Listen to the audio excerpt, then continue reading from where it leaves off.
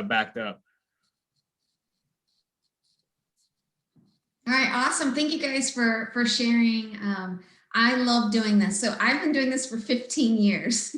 You would think after 15 years, I would be sick and tired of talking about it, but I get excited about it because I see what it does for our clients. I see what it does for our business. I personally haven't made a cold call in 15 years because of LinkedIn. So I'm going to show you exactly how I go about from, prospecting and research and effective use without feeling, icky, right? Because sometimes when we're talking about sales or business development, it can feel kind of car sales sometimes, right? Feel free to jump in and add to chat. Yeah, absolutely. Get them over to me. I'll address them. Absolutely. This is not meant for you guys just talking head. This is meant for you. And that's why I always love asking the question, what do you want to get out of, our opportunity, here? So what I'm going to do is I'll go through and share some best practices, and then we're going to go into LinkedIn Live. So I'm going to just lay this out for us real quick. And so when I was talking with the team, they were saying, hey, can you talk about LinkedIn from a business development and recruiting?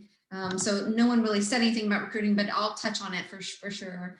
But we're going to talk about what does a good profile look like on LinkedIn? What are the necessary components to that?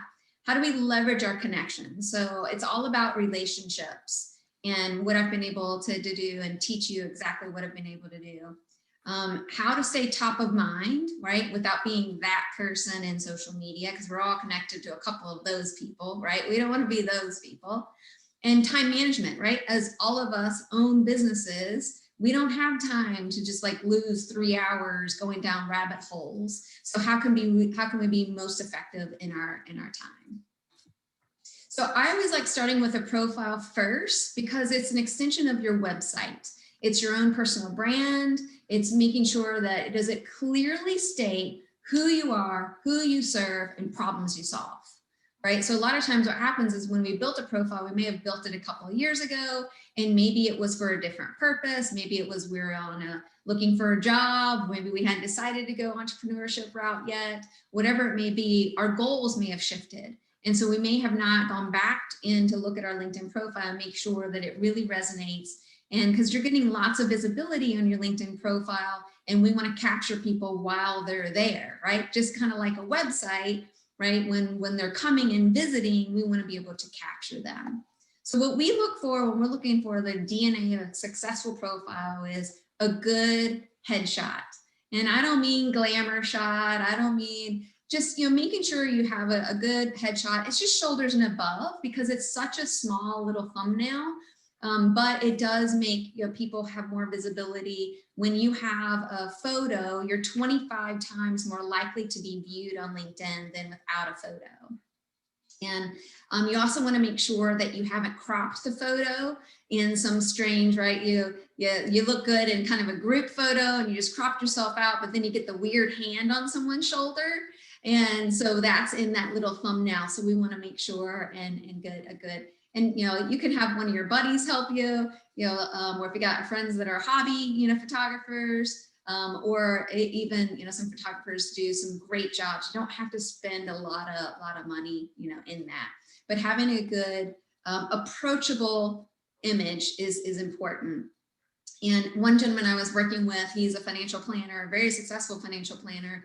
And when I was working with him, his photo was just very, stern. It was very, stern. It wasn't approachable at all. And I said, hey, tell me about this photo. And he paid for it. Like he had headshots done. And he's like, well, I just want people to know that I take my job serious. I'm like, that's fine, but you kind of come off as someone that I wouldn't want to have a beer with, right? We want to be approachable, and because people want to know, like, and trust, right? And we make judgments off of photos all day long. Then making sure we have attention-grabbing headline and strong keywords. So there's not a keyword section inside of LinkedIn, but the words throughout the profile are searchable. And so we're going to show you all of these things that I'm talking about. And your headline is really more than you saying, I'm CEO at, right? And we want to lead them down a path of what to even talk about, what problems do you solve, something that's unique. So you don't want to sound like everybody else with just something super simple as just a title of where you work. Tell them more, and you have characters to be able to do that. And again, I'm going to show you exactly where this is. And then relevant background information. So in your experience section, again, we're going to break this down. We're going to go live into LinkedIn and break it down. And in the experience section, we really want to call out, who do you work with? How do you work with people? What problems do you solve? Put it right there, right in front of their face. You already did this information inside of your website. So repurpose that content over on LinkedIn, because then we have brand consistency as well of how you're showing up on LinkedIn, how you're showing up on your website, the messages match. That's really important. And then endorsements. And I know this sounds ridiculous because literally like years ago when endorsements came out, I was not a fan. I was like, that's silly. That just is a popularity contest, right? But actually from an algorithm standpoint, all the things I'm pointing out to you are things that LinkedIn has identified that's important of how you're going to rank in search results versus someone else. And so when you have different skill sets compared to your competitors, and your skill sets will rank higher and then someone else in how they show up. So when you're doing a search and someone's looking for something, those endorsements do help in that area specifically. So I'll go through that as well. And only the top 3 endorsements show before you actually have to see more. Click to see more. And as we all know, from a user experience, we tend to not click see more. So we want to make sure the most relevant information is there and is visible. So let me go over to LinkedIn. I'm just going to click on my profile. And so we're just going to start at the top. And so at the top, right underneath my name, this is the headline. So this is the headline that I was telling you about. So I don't say CEO at Kendra Ramirez Digital Agency, and I don't say CEO at Reset Co., which are 2 businesses that I own. I lead with, let's chat about mindset and marketing and live limitless. And then I have people ask me that, well, what does that mean to live limitless, right? I want to intrigue people to want to know more. What does mindset and marketing have to do with each other, right? I want them to want more from me. So leading with that. So that headline, you can get way more creative than just your title and where you work. And then underneath that, we have a providing services section as well. So you can go in and put in different keywords of the services that you and your organization provide. And then underneath that is an about section. And the about section, again, is an opportunity for you to grab people and pull them into whatever it is that you want to focus on. This can be changed out. So if you have an event coming up, right, start in the about section with, hey, we have this event coming up. Make sure and message us for more details or provide a link where they can find more details. So you can always swap this out, but it's something that sets at the top of the profile. So as they're scanning down, it can grab their attention. And so for me, like I go into why I started Reset. So I'm storytelling out of the gates versus simply saying what we do. And then at the end of it, I say, hey, if you find something interesting here, then let's talk about it. Let's connect about it. And then I've got my scheduling link. So I use a scheduling link because I've been using a scheduling link for 6 years and I'll never go back. And a scheduling link is Calendly or Schedule Once. Both of them are fantastic. They automatically sync with your calendar, and anytime someone asks for availability, you can share it with them, and then you're not stuck in emails going back and forth. Because how many times have you got someone requesting time with you, you give them your availability, and then those times pass, and then now you're chasing each other again. So I'm highly recommend it. And then I love Clubhouse. Clubhouse is freaking amazing. It's my one platform I'm super hot on right now. And I started using that in the beginning of December. And so I'm meeting a lot of new people through Clubhouse. So I also said, welcome new people from Clubhouse, because they're finding me over here as well.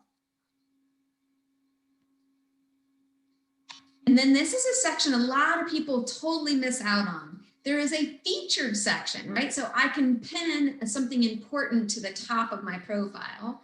And so it could be a client testimonial. So it could be a video, it could be a PowerPoint, it could be a PDF, it could be any kind of video where you're, maybe sharing some knowledge. You can pin something to the top in the featured section. So I was recently featured in Jennifer McClure's Impact Makers podcast, and it was a ton of fun. And so it was great to be able to do that. I rotate these out depending on anything that I really want to focus on. And it's really easy to go in and add that feature section. So I'm going to show you real quick how to do that. So I'm going to go to just my piece of content. So if I'm scrolling through and I'm looking at, a piece of content that I did recently, and then you're just going to click on the three little ellipses there and then say feature on top of profile. That's how easy it is. So you can feature that right on top of your profile. You can swap them out as well.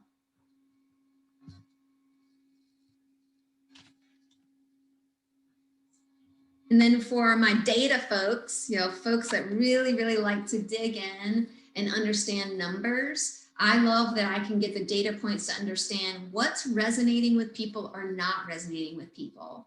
How many people have viewed my profile? I can go through and look through, those opportunities. So if someone kind of goes through and I see someone in a role or something interesting, I can go through and follow up, right? Like Lisa here, I can follow up and I'm like, hey, it was great to, chat with you, because her and I chatted recently. We met on Clubhouse, right? See, I just told you, I'm meeting people on Clubhouse.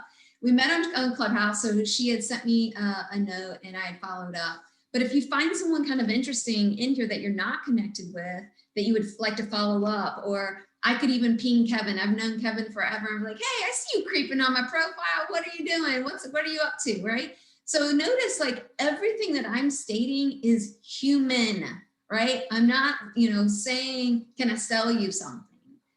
We really want to make sure and really focus in on building relationships. So I could go through people that have recently, looked through my profile. I can look through the data points of, why did I have a peak or why did I have a valley? And usually for me, my valleys are, I may have, not posted something for a week, or something like that. Usually that's where my dips are, is when I'm, and you can tell that's right after Christmas. And so I unplugged after Christmas. And so you can see, the dip there.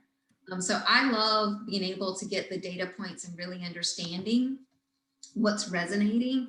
One of the other things that I also love is, let me get back to, actually I'm going to go to one of my posts. Let's see here. And what I love is in the actual, posts themselves, you get, data points, right? So a couple of days ago, I talked about burnout and exhaustion and how to overcome that, and introducing play, right? Like, how do you play? How do you celebrate? Making sure we're doing those things. We have to have some of that fun, when we're working so hard. So you get the analytics too of how many people, saw that saw the posts. So we can, click on that, look through that, right? Again, layers here of data. So I can go through and see where are my views coming from. So 8 people at Paycor, Dens Marshall, Sendham Kroger. Who's coming in and looking? Is it salespeople? And so I've got executive directors, I've got founders, so it tells me that I am resonating with the right audience, because I really want to speak to, these types of companies.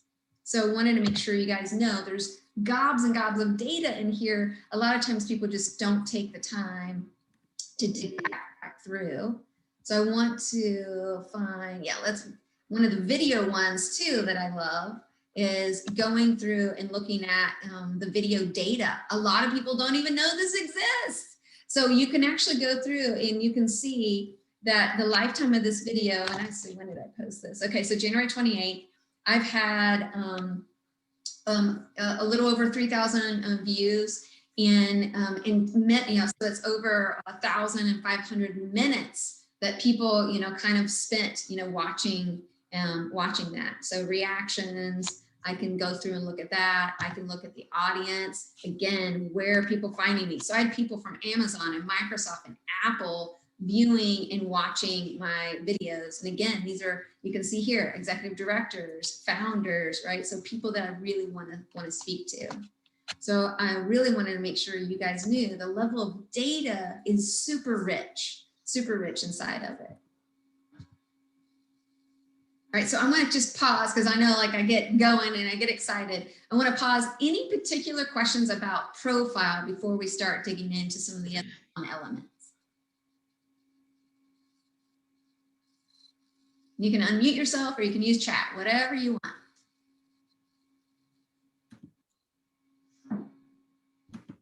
I've got a quick question, Kendra. I've seen both the statement. So if you go to the top there where you just were, you've got a statement, let's chat about mindset and marketing, live limitless.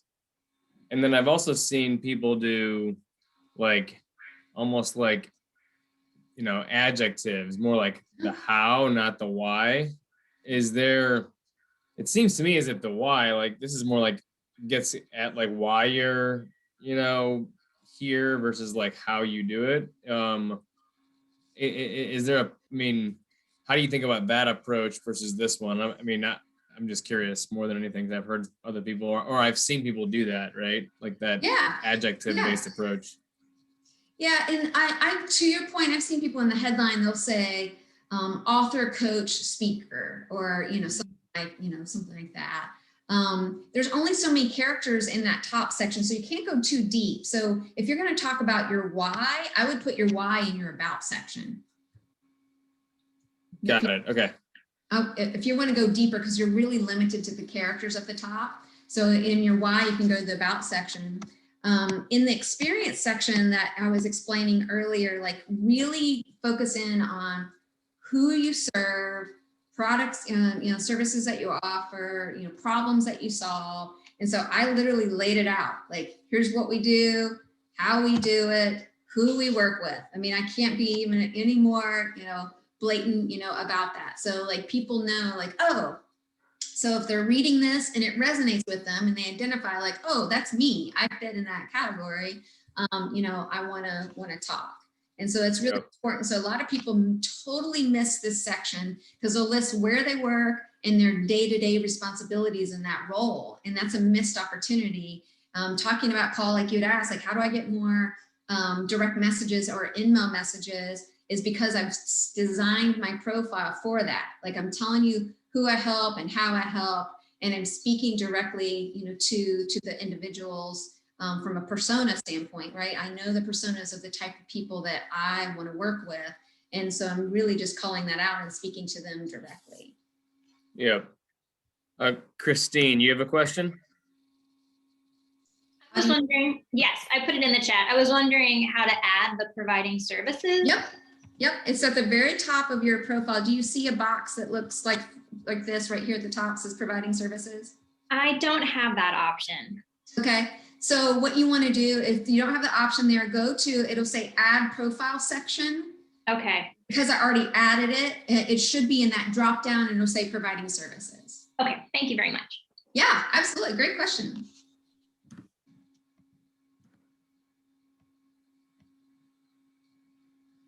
So that experience section really is an opportunity for you to call out, what do you do? How do you help? And using you know, things to really speak to the people that you're wanting to speak to. And again, I remind them again, schedule time with us at, right? So I can, you know, give a web link or I can give my scheduling link. And then you can load in some media. So again, you can videos, PowerPoint, PDF, anything you want to draw attention to in this section. So I'm gonna just click on the little pencil, show you how easy it is. Let's scroll up, and then we've got media right here. So you just upload, you just hit upload. So you can upload an image, or sorry, upload an image, you know, PowerPoint, and then you can also upload a link. So it could be YouTube, Vimeo, link from your website, and have that, you know, setting right there. So it's a great way to bring some visuals in as well.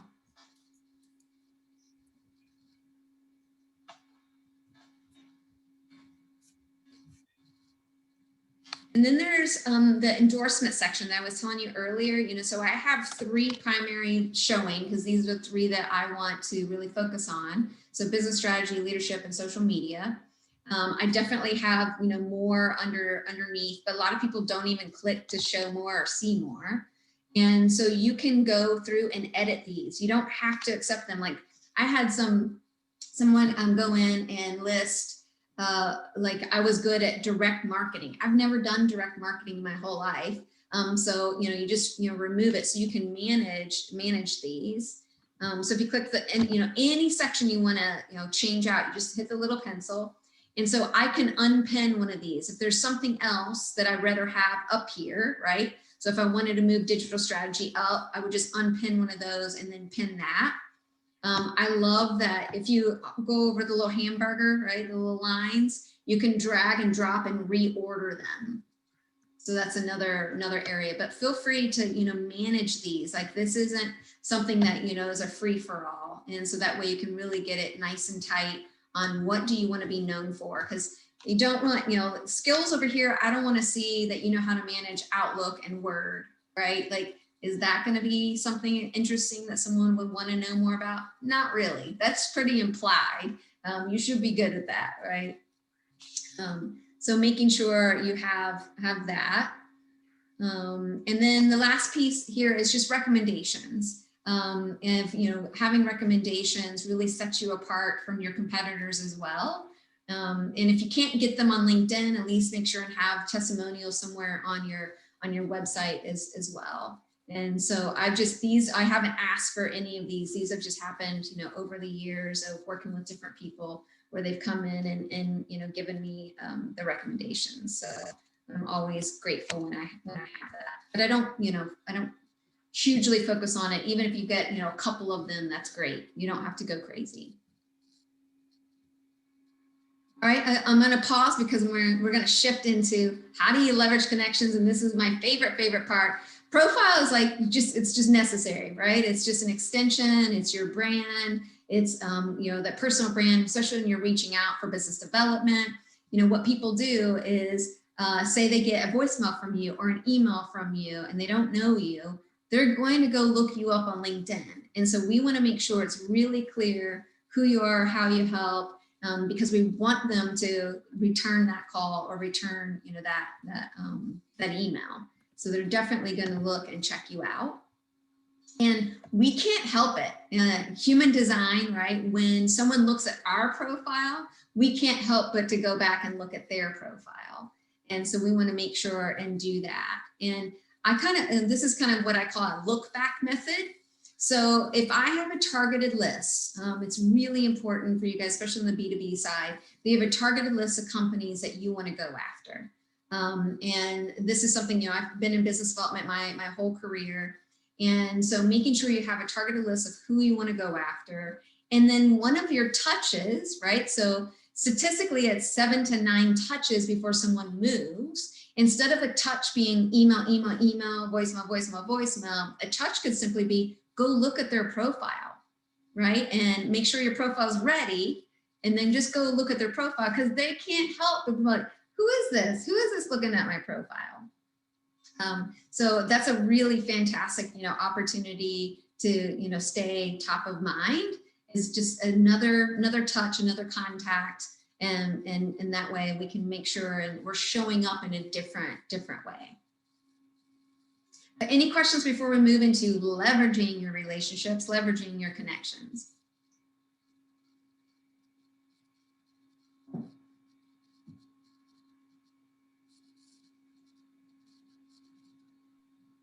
All right, awesome. Again, dive in anytime. Unmute yourself or use the chat. I'm happy to pause.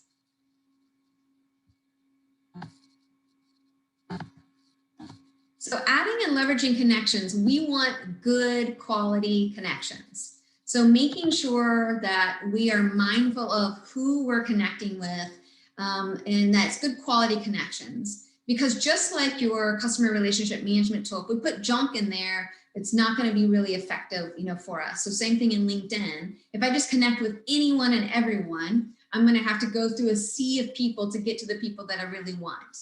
So past coworkers, current coworkers, past clients, current clients, people you volunteer with, people you serve with, people you meet at networking events. These are all great opportunities for you to connect. If they're in your target audience, yes, that's a great connection. If they're in a decision-making role or could be a referral partner, those are great connections. What I mean and how I protect my account is the complete random. So I had a locomotive engineer out of California try to connect with me. He didn't have a photo and he didn't personalize his invite, so I didn't accept it. That's not a good connection for me. I don't do anything in locomotives, and he really didn't tell me what he was looking for. And so we want to be mindful of good quality connections. And the other thing is when you receive an invite and they're fit one of those categories, they could be a referral partner or they could be a potential client. Don't just hit accept and move on. Hit accept and reply back. Like, hey, it was, great to connect. I'm glad you reached out. Is there something that, I can help with, help you with, right? Open the conversation, build the relationship. I did this and it was a fantastic opportunity. It was a senior vice president. He did not personalize his message, but he definitely fits my target audience. Send me a note to connect on LinkedIn. I hit accept, send him a note back and said, hey, it's great to connect. Wow, looks like, we had like 52 mutual connections. Is there, and just asked, I said, is there a particular reason that you wanted to connect?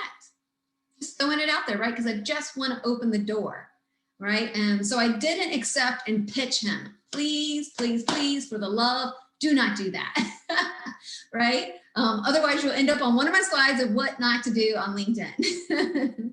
And I'm laughing because we're all connected to those, people that they lead with selling first. And here's my analogy is if we were to meet at Starbucks, I'm not, and we're all standing in line getting coffee. I'm not going to go up to you and be like, hey, do you want to get married? Right? I don't start there. I start with, hey, cool shoes, right? Or, you start with something to build a relationship. So think about that too, as we're moving through LinkedIn. And Kendra? Yes. Kendra, it's Pat.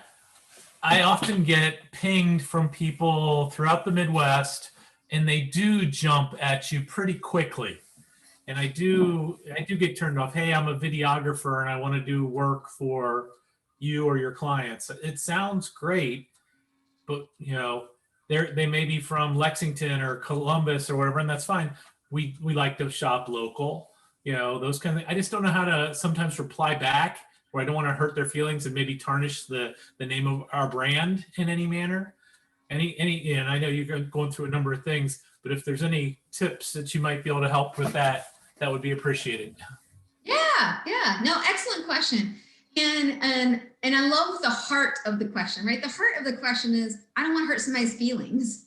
Nobody's going to lose sleep because they're like, oh, I never heard back from Pat, right? Like they're not thinking like that. They, nor are they digging back through like, oh, this invite's still, sitting there. Now, if they personalized the invite and went a little deeper and maybe asked a question or congratulated you on a recent award or, something, if they took a little bit more time, then, it doesn't hurt because what if maybe they're in Lexington now and they move their business or the organization grows, right? So I always think, bigger and long-term versus, oh, my business is only here today. Who knows where it could take me? And so I welcome those relationships. And if there's some way that, there's an opportunity where we could ever potentially cross paths in the future, then it makes sense. It's just the ones that are completely so left field that doesn't make sense that, I don't accept. And so, but if they took the time to do some research and they took the time to personalize the message or, ask a question, then that's where, I'm willing to spend, a little bit of time or, hit accept. Now, I don't send a personal message back to those people, right? It's more about the ones that I can quickly identify by looking at their profile that they are someone that I want to have a deeper conversation with. Okay. Thank you. Yeah, of course. Absolutely. And I always love, people are like, oh, I feel guilty. I'm like, no guilt, right? They're not losing sleep over it. Okay. And so the power of LinkedIn is you don't have to have, 10,000 connections to make this work. So let's just simple math. If I have 100 people that I'm connected to, and those 100 people have 100 people, that's simple math. That's 10,000 warm opportunities, right? So if I have 100 people, those 100 people, and then even, out through that, we have 1 million people to go in and meet with. So over time, what happens is those second level connections become first level connections. Yes, yeah. Oh, yeah, of course, no problem. Yeah, Ella says she's got to drop off. No problem. Thank you, of course. So I just want to address any questions. So yeah, so 100, so you get 10,000 warm opportunities, and then you meet those people, and those people become first level. So your network is constantly evolving. Like even as you're on the call today, someone in your network is connecting with someone. So your network is constantly evolving. And so I always just love to prove a point because I get a lot of pushback like, yeah, Kendra, it works for you because you have X number of connections. I'm like, nope, really just simply like growing these connections and having real relationships, right? Real relationships is where the value is where the secret sauce is. And so I'm going to bounce back over here because I want to show you exactly where this resides. So I'm just going to put my cursor over here in search, and I'm going to go through and pull up filters, right? So I just put my cursor in search, and then this is what you want to see. You want to see, am I looking for people, posts, jobs, companies, events, whatever. So I'm going to click people because I'm on the hunt. I'm looking for certain people, maybe CEOs in Cincinnati. So I'm just going to say, I'm going to go location, Cincinnati. And then actually I'm going to go over, I'm going to narrow it even down further. So I'm going to go to all filters. I want to narrow it down even further.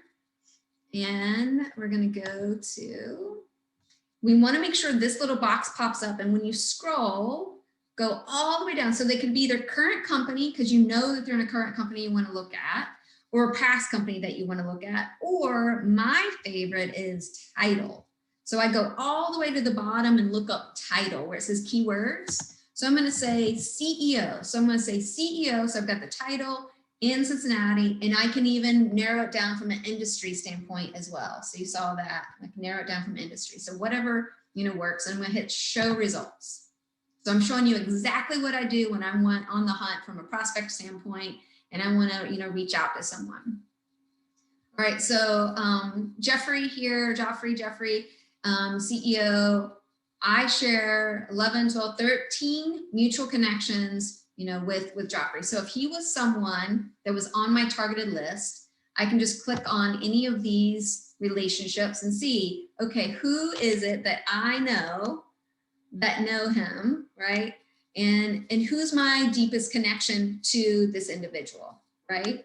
So any of these people, Scott, Pat, I know so many of you guys. So I could reach, send a note, say I send a note to Pat and say, and Pat knows me, right? These people know me. Everyone on here, they know me, they know my capability. And so I could reach out and say, hey, while running a search on LinkedIn, I found you were connected, with Jeffrey. Is there any way you can help me, right? Like I'm not driving the conversation. I'm not saying, hey, please go say this or do this. I'm just simply asking, can you help me? And sometimes what happens is I'll get some insight. They're like, oh, actually, I just talked with him a couple of weeks ago, and I know for a fact he signed with this marketing firm to do, X.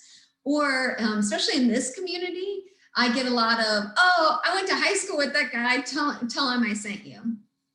And so in that, then I'll just, send a note, right? So when I go to, connect with someone, I would just, send a note to them and explain, so add a note, right? So I explain like, hey, I talked to Pat. He said, be great to connect with you on XYZ, right? Like be clear about what it is that you're asking, asking for. I also like to look at the potential person's profile and see, is there anything in here beyond our mutual connections? Is there anything that, okay, they've shared some content recently. So I go through and look through their activity. Is there a blog they shared or a video that they shared that I can say, hey, I really enjoy, this, enjoy this, mission, right? Congratulations on the support, right?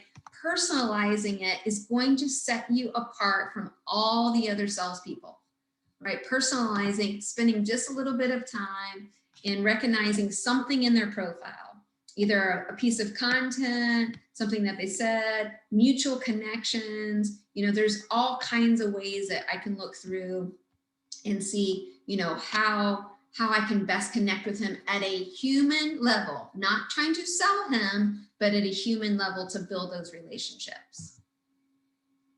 And then I just keep going through. So right, next, right? I keep going through, okay, who do I know? Ryan and I have 37, shared connections. Rob and I have, 20. Lee and I have over 125. So what's the likelihood of someone that has 125 mutual connections with me is actually going to accept my invite or schedule a call with me? What's that likelihood? It's very good, very good. 5%, 30%? Oh, it's super high. I'd even say higher than that. And then my close ratio is even higher than that, right? Because when we come through our mutual connections, I already have trust and credibility from the very first conversation, right? I didn't have to build trust and credibility in that first conversation. It was already built. That foundation was already built because they believe, when Paul and Pat and Anthony, when they, refer someone, they're coming with that, that trust and credibility. And so this is way more effective than smiling and dialing, right? Like just trudging through cold, opportunities. All of this information is right at our fingertips. So we got a question from Nicole here. Nicole, you want to go ahead and ask your question? Yeah, when you reach out to folks, so you find the connection, you reach out to your connection, say, hey, do you think this would be a good fit? Do you mind if I mention that you said it would be a good fit? You reach out to them and write the note. Do you ask them for a call in that message, or do you connect first and then follow up? Great question. So for me, I want to lead with the human element, first of, wow, you and I have, and just Lee, I used to work at Cincinnati 100 years ago.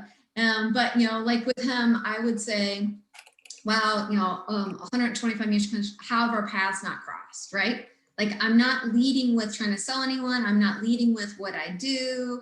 I'm just a simple trying to connect with him from a human level. Or you can send a note and say, kind of like what I was saying up here with, Jeffrey, I could lead with, that potential, person. So if I say, Joe introduced me to Lee, I could say in that, hey, I just talked with Joe Boyd recently and he recommended, that I reach out, right? So if I kind of name drop, and I do know them, right? Don't name drop people you don't know. I've had people do that to me, right? Like someone will call and say, so-and-so said they, that they know you and that you, recommend. I was like, no, I didn't say that.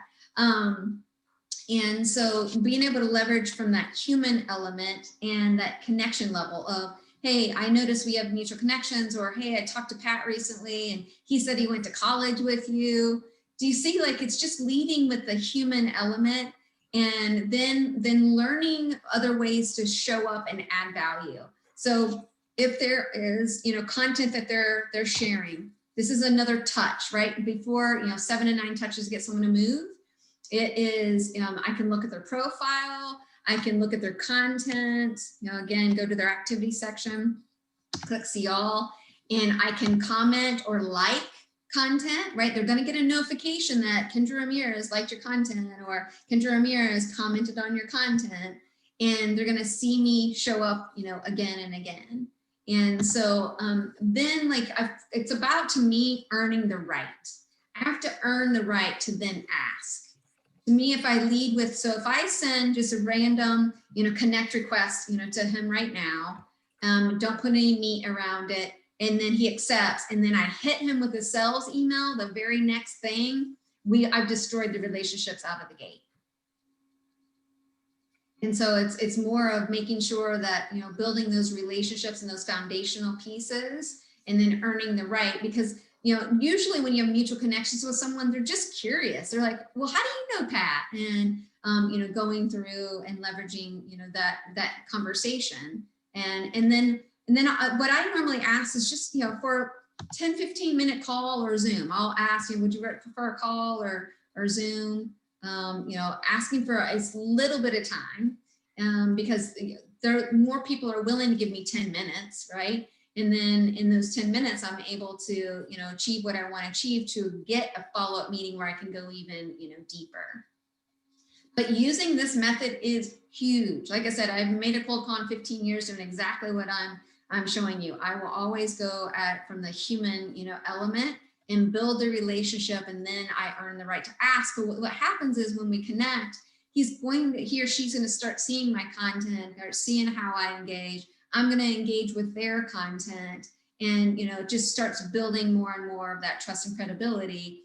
And then I can ask like, hey, it's really cool the things that you guys are doing at Sense Diagnostics, and just want to be here as a resource if you ever need marketing help, right? Like, do you see the difference coming at it in a softer way versus coming at it with we do blah blah blah and we'll solve all your problems.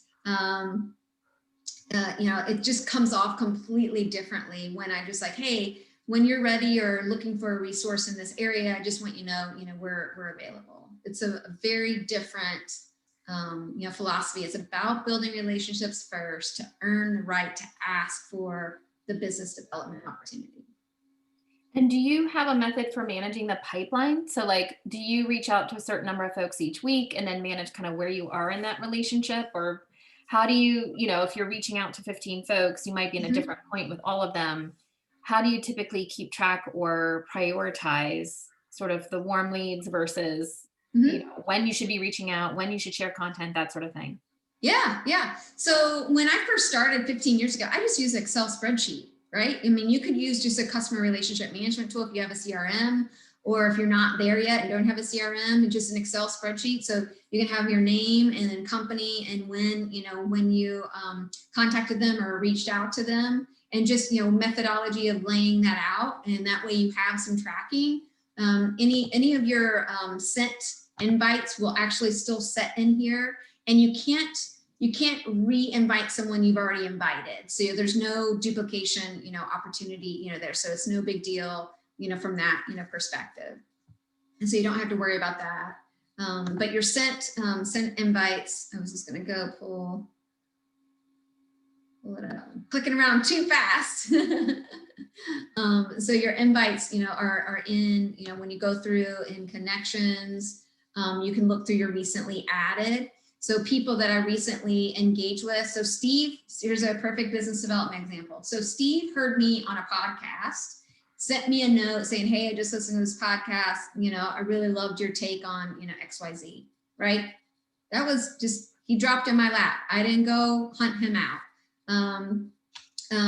Marina and I just connected earlier today because I'm in a community on Twitter called Marketing. It's #marketing Twitter. It is an amazing community. If you need to be tapped into the marketing community, they're super, super helpful with each other.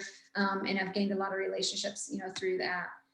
So it'll have, recently, added, you can see, any of that, going through those connections. So you can kind of, keep track of the people that you've been connecting with, but just a simple Excel spreadsheet, to stay on top of, who you're reaching, out to.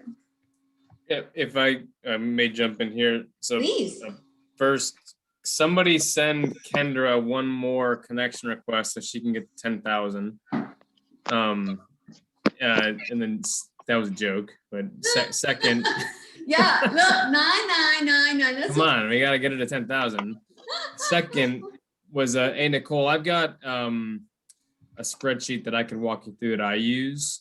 That's kind of to her, to Kendra's point, that's helpful. But then last, by being a client at HCDC, we have discounted subscriptions to HubSpot. So that's another tool that you could potentially use. And so for those of you on the call, sometimes you might not know that we have discounted services via HubSpot. So reach out to Anthony and myself and we can help you get equipped with it.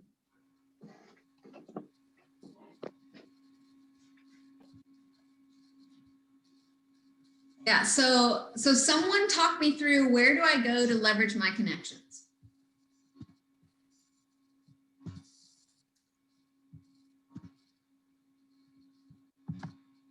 You guys remember where I told you to go to leverage your connections, to search your connections? In my network.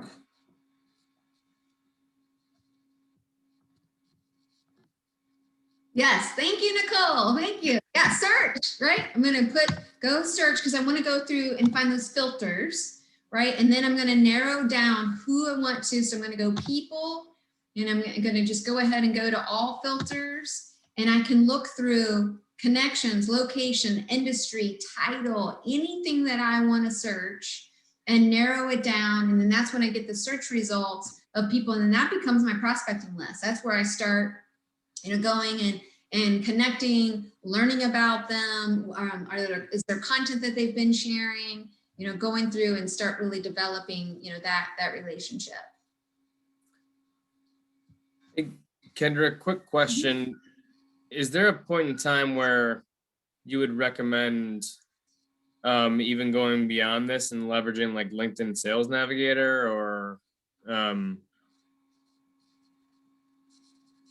Yeah, so Sales Navigator is more for, I would say, teams of salespeople, right? Because that's really where the power of Sales Navigator is, when you actually have a team of salespeople. Okay. And there's a variety. So there's the free version and the premium version, and then Sales Navigator, and then Recruiter. So I'm on the premium version, and the reason why I'm on premium is it allows me to run as many searches as I want. On the free version, you're going to run some searches and you're going to get to a wall where it says, looks like you're using LinkedIn for commercial search. And I wish I could tell you that it's X number of searches per month. I had myself and 9 other people. We're all digital agency owners, and so we're always sharing, different things and practices, and we all were trying to figure out what's that magic number. And it was different for all of us when we would get the wall of, oh, looks like you're using this for commercial search. So I use premium for that, so I can run as many searches without getting the wall. I can send more in-mail messages, but I don't even do that. Like, to me, I don't do the cold in-mail messages. And I think I've got some in here. Let me, just so you see what they look like. Yeah, like this guy, he paid, sponsored, sent me, and just a cold, opportunity. And it's just like, dude, why did you do that? Like, you could have come at me with mutual connections, or, hey, I heard you on this podcast, or I saw you in this video, right? Like, even if you didn't listen to the whole thing, it's going to make me feel like you did, right? Mm-hmm. I can go through, that. So here's another one. Here's an in-mail, right? So again, this person used in-mail message to message me versus just, getting to know me and be able to, message me on another. And here's another one, right? And it's just cookie cutter, right? So I'm going to click on this.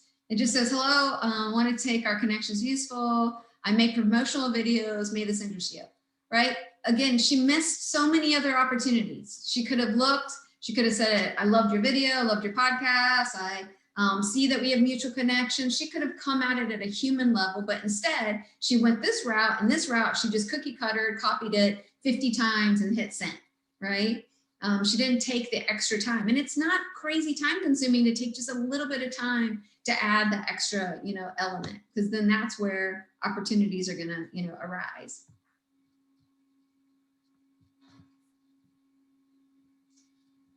So that's huge. Like, if you don't take away anything that we have together in our time today, that's the main takeaway that I want you to be able to see, especially if you're in RFPs and you need to know all the people at the table, right? Go look up the people in the organization, see, do we have anyone, that knows anyone inside our organization, that knows someone in the organization we're trying to sell to, because you want as many people at that RFP table to know you and have heard about you, right? And so being able to do that. And so what I used to do when I was a sales manager and had a sales team, we would sit down together as a team. And I would encourage you guys to do this in your businesses, no matter what your team structure is, because guess what? Everybody's in sales, not just a salesperson. Everyone in the company is in sales. And so sit down with your team and everyone go through that list of companies you want to go after and cross-check as a team. Do we know anyone who knows someone, or do we know anyone directly inside the business that can help us navigate the, potential relationship or partnership. Hey, Kendra, on that note, this is Abs, by the way. How you doing? Great, how are you? Yeah, it's been a while. I know. Yeah, by the way, I've been kind of loosely stalking you on social and all your stuff you've been doing. It's fantastic. So thanks for all this stuff. The question I have for you there is, do you ever see anyone extend that kind of team-based approach to selling to like customers and partners as well, effectively? Yeah, absolutely. It's the same methodology, right? So just because they're not on your payroll doesn't mean you couldn't. So like I'm in a business owner mastermind. We meet every other week. We've been doing it for, I don't know, 3.5 years, and they have other businesses. There's just 6 of us. And it's not a paid structure. It's just something that we put together ourselves. And so you absolutely can, get a core group of people and say, hey, these are the businesses I want to go after, and let them do the same, right? It's, being able to share, let them do the same. And then everyone's collectively saying, hey, who do we know, right? That, collective, wisdom that, can help us, move the needle. So yeah, that's a great idea. Do it with partners. It doesn't have to be just people on your payroll. Thanks. Yep, absolutely. Great idea. All right, so we've got leveraging connections, and then, how to position ourselves. So again, I shared this, the PowerPoint with Paul, so he can share it out with you guys. But, the importance of personalizing your approach, right? You can follow their company. You can look at the content that they're sharing. If there's, relevant news, putting that in. What you don't want is this. And so that's when I was teasing earlier, like, hey, don't end up on one of my screens of what not to do in social media. Somebody tell me what's wrong with this message.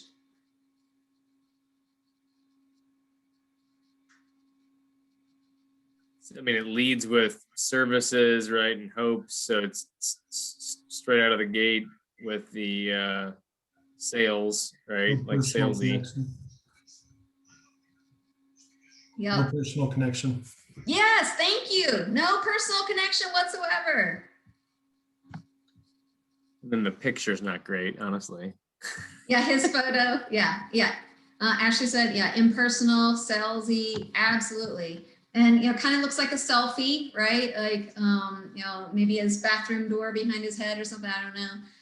With your hat pulled down, I really can't see his, his face. And so I removed his name, not to, cause harm, but no joke, this is a real message that I got. And I get emails like this or messages on LinkedIn like this very frequently. And what's really sad is that I went and looked, is he and I had 22 mutual connections.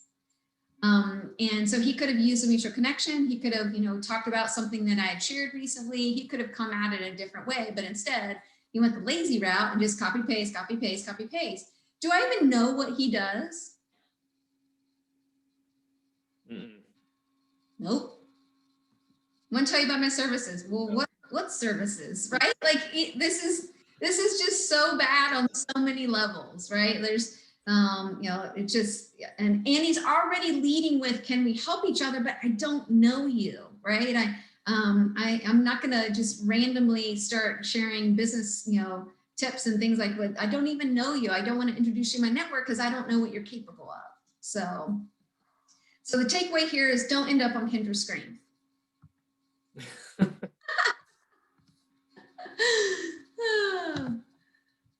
All right, so there's some really other fun ways to engage on LinkedIn. There's groups. So associations have them, chambers have them, cities have them across the country.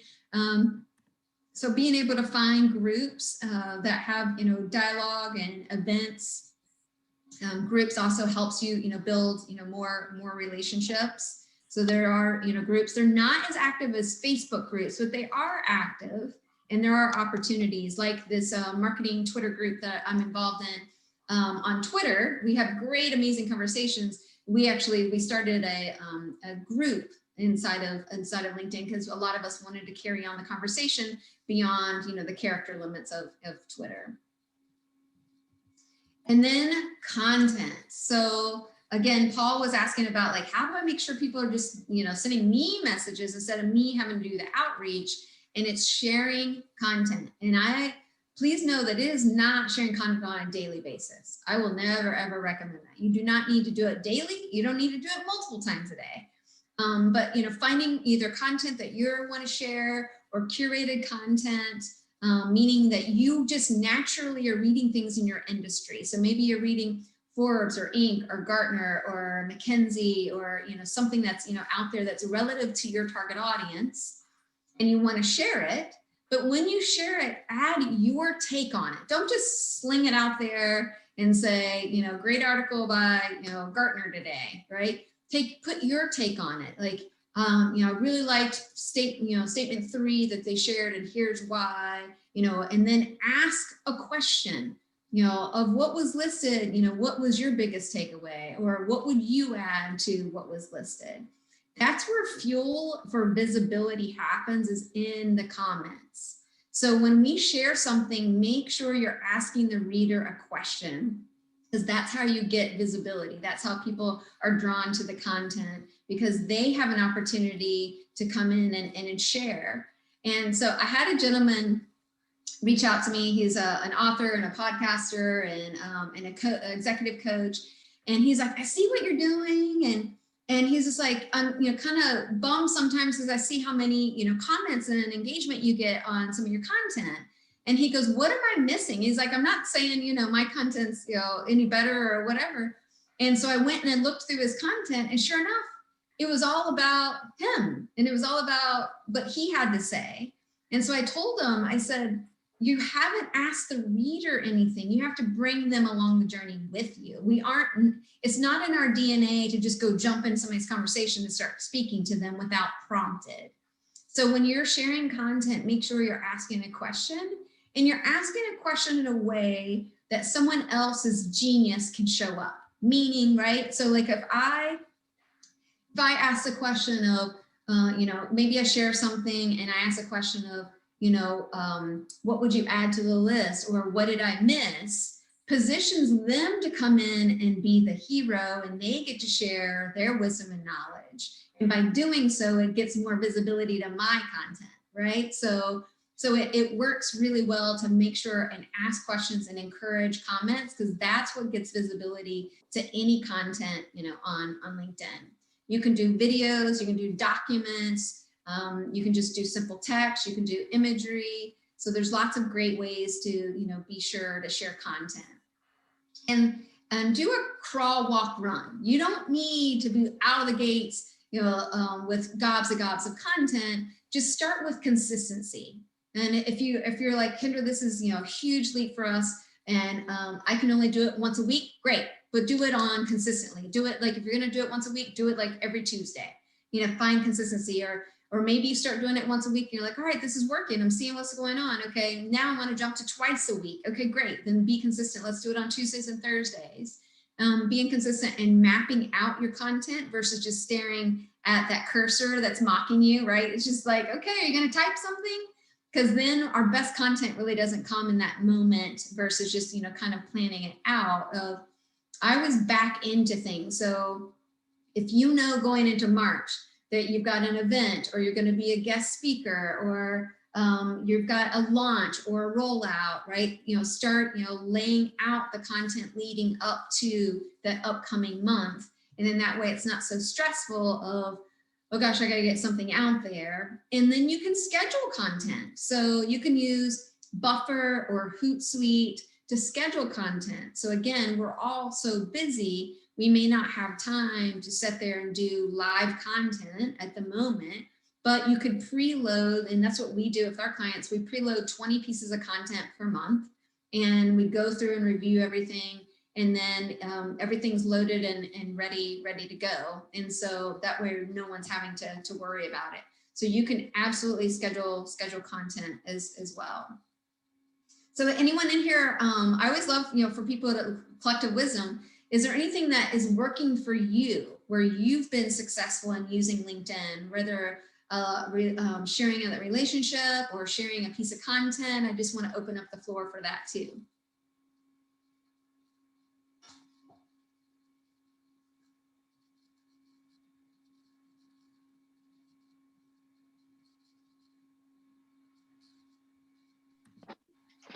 Hey, this is Zaps again. I'm just thinking, I was trying to figure out how I want to phrase this. This isn't a question per se or a success. I've just noticed over the years, it's gotten so, for lack of a better term, noisy, right? LinkedIn has so much activity. There's so much in the feed anymore. And it's interesting. I've seen different strategies where some people will post the same thing multiple times, and other people don't. And I've tended not to repeat anything I post, and try to use the quality over quantity approach. But even then, still, there's times when something hits and people respond, and other times where it's crickets. So I don't. Again, just commentary more than a particular strategy. Yeah, so you can't worry about the noise, right? In every single social media platform, there's lots of content. It's about how do you stand out, and so people know that when I share something, it's important because I'm not just doing it to check a box. Because you can tell when someone's just in the mode of they're just checking a box. And so I would say, like with content, think of frequently asked questions clients are asking you and turn those questions into content. If they're asking it, someone else is asking it. And so I find sometimes with this stuff, we get stuck in our head of, well, who am I to be sharing content? Nobody's going to want to read this. Everyone else is already talking about this, like all the negative, right? And so we have to push through that negative voice and know what we have to say is important, and that the people that are surrounded around you care what your view is on that topic. And so, and I get this a lot with executives that I work with, is they're like, Kendra, it's already been said, and I already see a bunch of articles on it. And I was like, look, it's kind of like a pastor or a priest talking about Easter. Are they going to be like, oh, that story's already been told, so I'm not going to tell it? No, right? Like as a church member, you want to know, their version of it, right? And so the people are watching you as a leader. People are watching you and they're paying attention, and we can't worry about what other people are doing. And it's okay to repurpose content, because maybe you shared it today and maybe it didn't get the lift that you thought. Kind of respin it in a different way and then share it again, a month out or whatever. People don't remember. I can't tell you what I posted 2 weeks ago. And nor can I even remember something that someone shared in social media 2 weeks ago. It's okay to repurpose things as well, but not within like the same day or 2 days or something like that. But I find a lot of times we get stuck in our heads and talk ourselves out of things instead of talking ourselves into the possibilities. Especially talking about the sales help, I find a lot of people get really, really stuck in worried about sales or sales reluctancy because of fear. And so the whole thing is, if it feels icky, then you're doing it wrong. It shouldn't feel that way. Sales should feel like my solution is the best solution to your problem, and you are super confident in that. And so people would be crazy not to speak with you, right, to solve that problem. And so if you look at it in the lens of I'm a problem solver, I'm an educator, and not that you're a salesperson, it really gives you the freedom to show up how you need to show up. I did do an article on sales reluctancy. It is on my LinkedIn, because I see it time and time again, where people are like, oh, what are I gonna do today to get you in the car, right? They get really salesy, and it's like, no, you don't have to do it that way. If you approach it of my product or my service is absolutely the best solution and we're really helping people, then you are an educator and a problem solver. So I've even told people, I'm like, look, if the word sales trips you up, change it. If you're, instead of saying, I want, 5 business development meetings per week or 5 sales meetings a week, say, I want 5 education meetings a week. Change the word, right? If it's tripping you up, change the word. And just that simple shift really, really helps. So being able, to do that. And so same thing, like a couple of you guys had talked about, new markets, right? I showed you the search. You can go into new markets and, being able to, evaluate that in that same search. And in that recruiting function, right? So that same search also applies in recruiting. I can go through and identify people that I want to build relationships with, for recruiting purposes as well. So I can share content on, hey, we're hiring. I can also use that search function just like business development, but do it from a recruiting, standpoint as well. So this was a story. It wasn't my story, and I'm pretty sure it's someone that because I think I found him through you, Kendra. Is it Valerie or Valkyrie Studios? Yes, Les. Yeah. So during the pandemic, the beginning of the pandemic, he put out a couple of videos on LinkedIn on how to do your own studio. So he was showing you kind of behind the scenes how you could use various tools for free to put out content and to stay connected to host meetings. And it was fantastic. So I watched it. I ended up following him, and he did a few of those that were kind of informal, very, very personal, very just awesome. I mean, well done. And not a lot of production value. It was pretty clean. Anyway, so I ended up watching him, and he looked like he was starting to get some more customers. And then I ended up running into him a couple months ago on the west side over here in Cincinnati, and he had we're both in line ordering burgers, and by West Side Brewery. And I said, "Oh yeah, you're from LinkedIn." He goes, "Yeah." And so I told him the story on how I started to, I watched his videos at the beginning of the pandemic, and he said, "Oh my gosh, the business has blown up." I mean, he was just basically describing, because I believe I'd seen him do some work for you as well. And he talked about how his business blew up. He was getting contracted by, I think, ABC and CNN and some other folks. And so it was just blowing up. He said, "Apps, a year, 8 months ago, a year ago, I was just a guy with a camera learning." Right. I mean, basically is what he said. And I'm not sure exactly a year, whatever that time period was. But just because I'm going to guess in large part because he shared the content, he shared his knowledge, and, maybe a little bit of the universe paying him back, but it just exploded. So that wasn't my success story, but it was fantastic to hear, how he, how it worked for him. Yeah, absolutely. And Les will even tell you, he got stuck in his head too. He was afraid to put himself out there. And I'm like, you have all this amazing knowledge, right? We need it, so yeah, I love that. All right, I know we're coming up on our time. So speaking of time, this is got Scott here. Yeah, so Scott, you want to, I know you have your hand raised. Yeah. With a cool emoji. And then Kendra, you can close it out here. Hey, Kendra, first of all, thanks for your presentation. You've caused me to think of a good you're delivering. Thank you for that. I'm pondering the authentic personal versus scaling. So if I want to create a team to do this, and I want to have a company page versus a me page, because a lot of the information you've been flowing at us is, I think, super applicable to people who are trying to promote themselves as a business. But what about a business as a business? Can you comment a little bit about maybe what's best in-source versus outsource for attacking this problem, what a good team might look like, and how a company LinkedIn presence might vary from a personal presence? Great question, Scott. So thank you. So General Tool is a client of ours, and this is their company page. So company pages look different.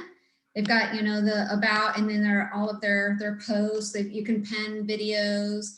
You can see their employees, how I'm connected, to them. You see their different page posts. You can see their job opportunities. So companies have their own dedicated pages, and all the data points behind it as well. And one of the things I love about the company page is it'll tell you specifically who is following you. So if a new person started following the page and they were a decision maker for General Tool, they could follow up with them, right? They could follow up with them. So being able to share content to stay top of mind. Now, just know that from a human DNA, we're more attracted to individuals than we are company pages. We're going to see more visibility on the one-to-one individuals than we will company pages. But company pages also show up in Google search because they're indexed. So a lot of times when you go look up a company, their website shows up and their LinkedIn company page shows up and all the content that's there. And so we help companies kind of navigate, like, when do you keep it in-house, from a marketing and content versus outsourcing. And I've absolutely in 15 years have advised some companies, hey, this got to stay in-house. And the in-house is more of their culture just has that unique thing that it would be really hard to capture, 300 miles away, right? When I can't be on site to take photos and capture images and capture experiences, that's kind of really hard to outsource. And so from an outsourcing standpoint, our job is to call in the head and minds of, okay, tell us about, like, I have to ask every month. I always have to ask clients, like, all right, what do you have coming up in the next 30, 60 days? Or are you celebrating anything? Are you doing any nonprofit work? Do you have any baby showers coming up? Do you have any job anniversaries coming up? Are you, encouraging culture of fun things to do? And like, hey, are you going to do crazy hat day on Zoom today as your team call, right? Those are all fun, ways to show up. It doesn't have to be the old drudgery of the kind of B2B content that, we've seen, right? Tell the human story of what's happening. That's really what's going to connect with people. Yep. You're welcome. You're welcome. Yeah, so just very quickly, time management, just put it in your calendar. If this is new, I know for me, like, if it's not my calendar, it doesn't get done, period, end of story. So if it's new, put this LinkedIn time, call it whatever you want, as a reoccurring reminder to yourself. Go in, you can do happy birthday, anniversary, you can like or comment on people's content, you can plan out your content. And so I'm just super mindful of not going down rabbit holes and reading articles when I'm in prospecting mode. When I'm in prospecting mode, I'm like, get in and get out. I'm not going to read articles. I'm not going to go, into any depth. I mean, to me, that's a after 5 activity. During, my 8 to 5 is, my prime time. And if I want to read articles and do that, no problem, and attend, different things, no problem. But I try to, limit, myself in doing so. And then I just kind of put a bow around all the things that we talked about. One more contact, one more touch. How does that, beyond emails and voicemail,